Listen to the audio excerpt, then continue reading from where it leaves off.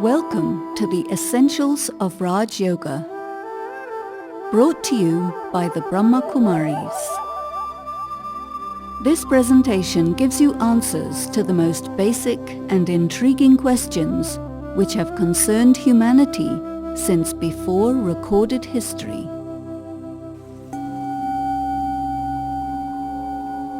Who am I? What am I? What is human consciousness? What is our true identity? And how can we reconnect with our true or higher self? Let us explore this first.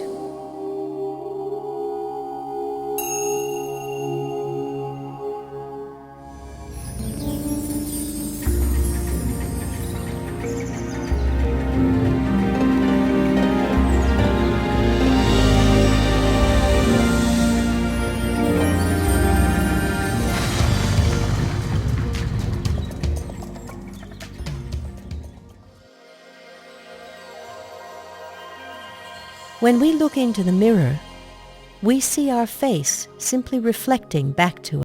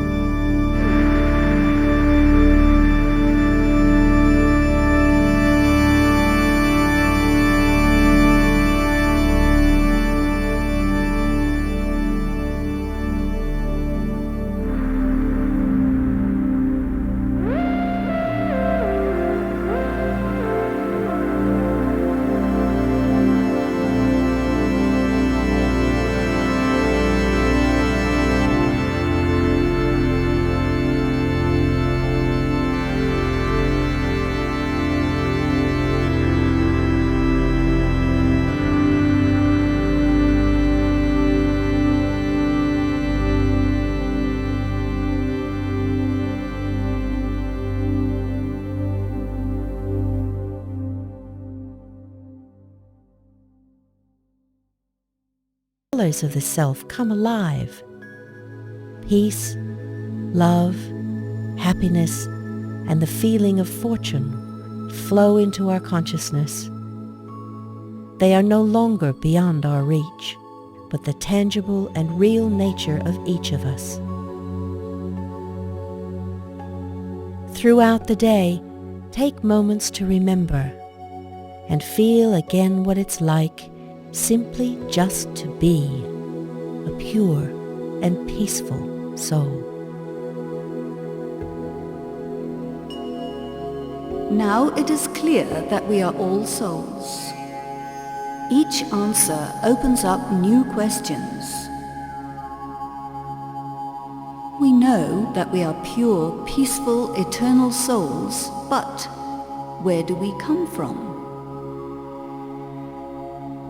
And where do we go when our time here on earth is completed? How can we think about our continuity?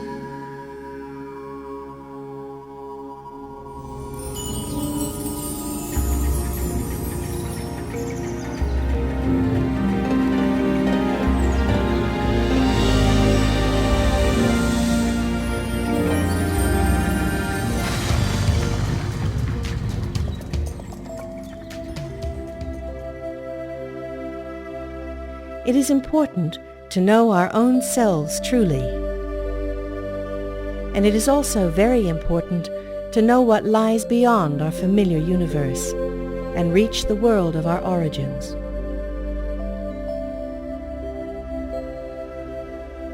Science has told us about our galaxy and the stars. But beyond this is another region, outside the range of science. We can go there with our understanding and experience it through our minds.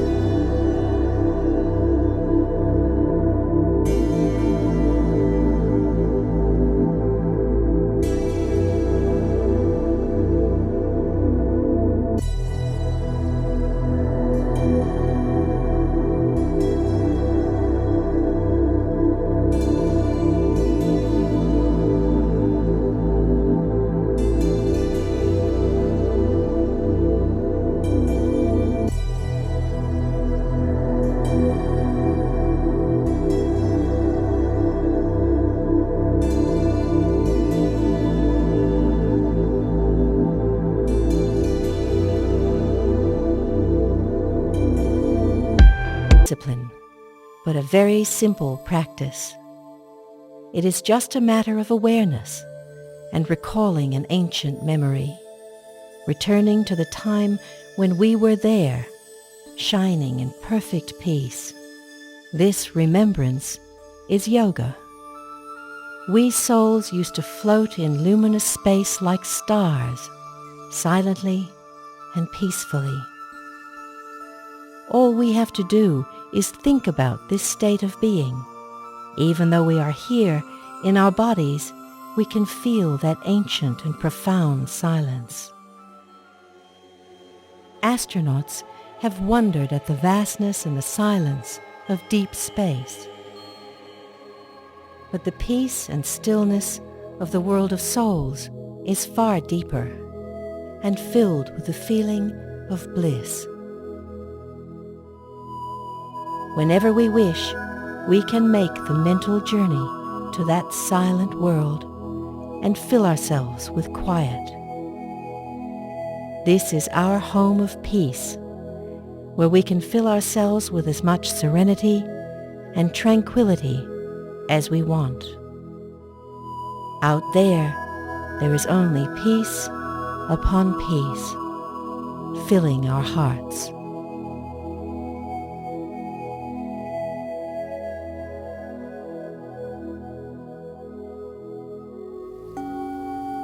Now we know we can be here and travel in our minds to the silent, luminous world of souls, simply in our minds by the power of thought.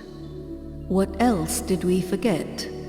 What is the divine source, the ultimate energy that restores us and gives us all our power and qualities?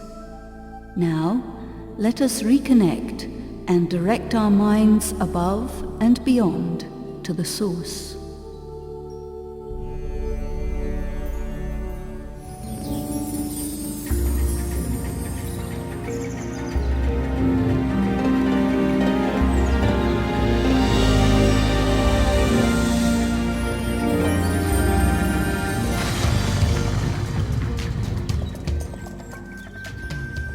We have been calling the divine by many names: God, Jehovah, Allah, Shiva, Shantai.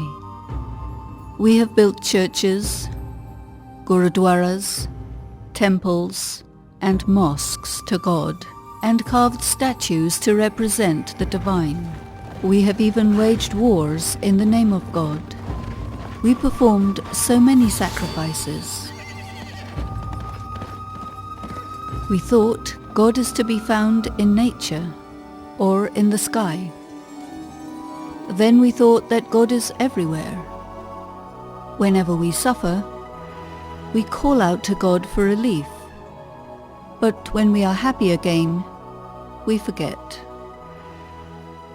We worshipped God as a human form, but at the same time, we don't know Him. Prophets and teachers tried to point the way to the divine, but yet no one has reached. In fact, God is our Father and our Mother. God is ours in all relationships. God can never be born like us, nor can the divine ever die. But God is the eternal light, the tiniest, most subtle point of invisible light.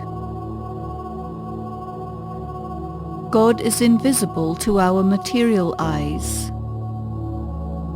and we too are subtle beings like points of light. God dwells forever in the world of stillness and peace.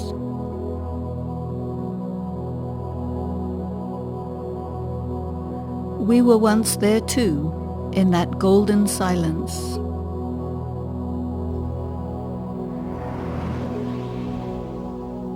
Then we came to the earth.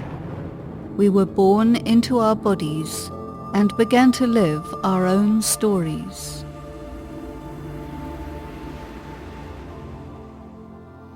With the passage of time, we forgot our home and we forgot God.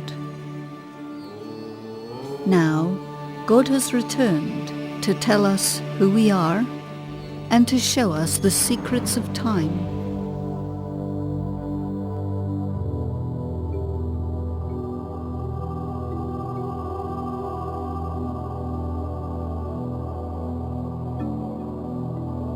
God has come again to fill us with all the love, power and peace that we had lost for so long.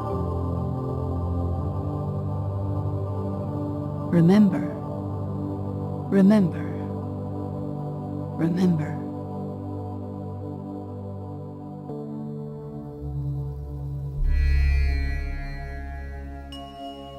Ours is an eternal relationship with the divine. How do we experience that eternal continuity? Let us look at the mysterious process of reincarnation and see how we move from one physical form to another. We souls are imperishable, and our bodies are like three-dimensional masks through which we express ourselves and experience the world.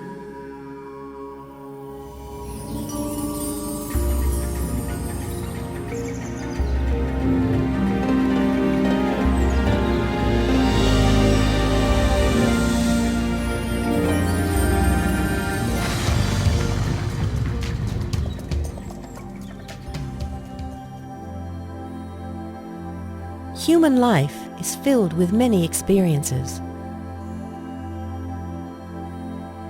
From time to time, new and significant questions arise about the nature of our existence. Reincarnation provides an explanation for some of the mysteries. Why is it that some children are born with extraordinary abilities? Why is it that when we meet someone new, we get the feeling we have known this person before? These experiences and indicators can signal something about past lives. Science has proved that the energy of matter can neither be created nor destroyed. The human soul is also an energy, the life force that also can't be created or destroyed. The soul is an indestructible spiritual energy. The soul does not die, but takes a different form from one life to the next. From a mango seed, a mango tree will grow. In the same way, our soul is like a human seed, which will always take a human body. That means the human soul always takes a human birth. No soul ever dies, but takes the next life according to the karma of its previous life, and to play out its destined role.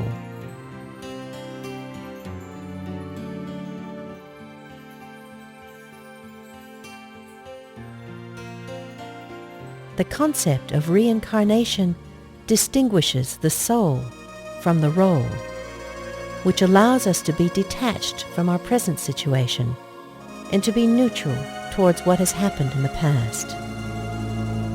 When we think of life as a drama, we become free from illusory constraints and fears. Remember that no one has ever ceased to exist, nor will they. We all continue, leaving one body and taking another.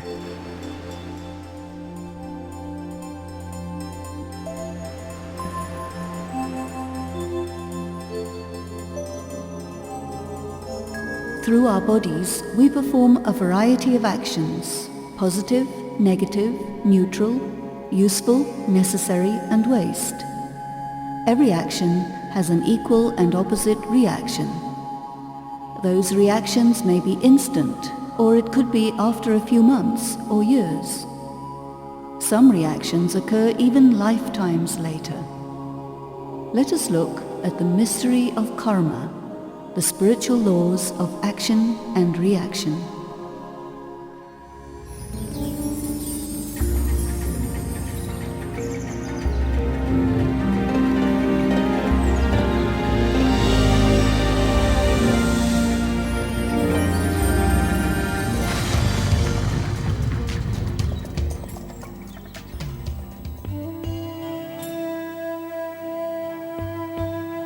People today easily blame others for their own misfortune.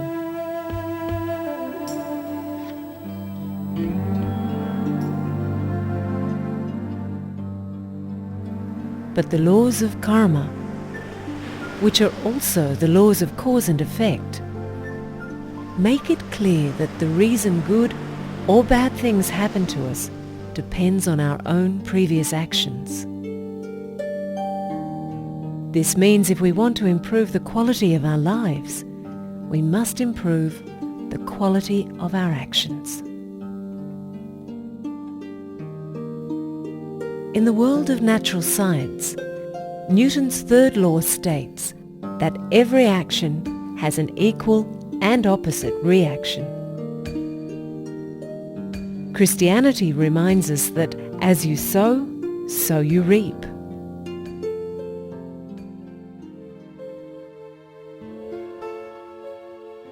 If we do something against anyone, sooner or later we will pay the price.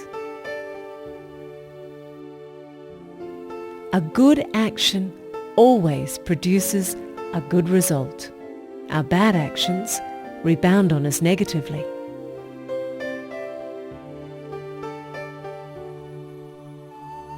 To understand the laws of karma fully, we must also take into consideration the question of reincarnation.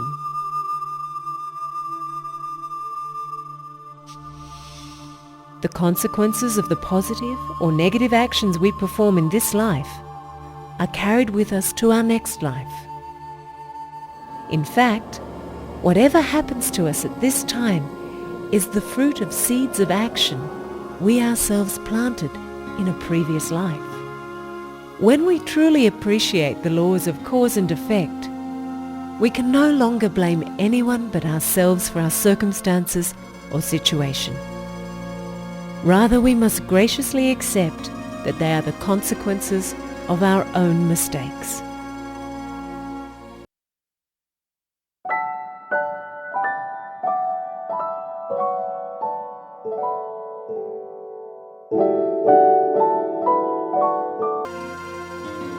It becomes clear to us why some are born rich and others poor or diseased. Knowing the laws of karma helps us to settle the accounts of the past by enduring present challenges with fortitude. At the same time, we are inspired to do positive actions to create a better future for ourselves. Whatever we do now, we will receive the fruit of that in the future.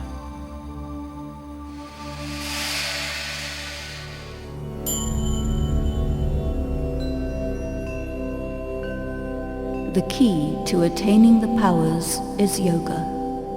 Yoga is the simple, subtle, and powerful connection between the awakened soul and God, the Supreme Soul. Yoga is the way to tap into that supreme energy, that ocean of love, peace, and power, which will purify the soul. Let us enjoy the journey of yoga now.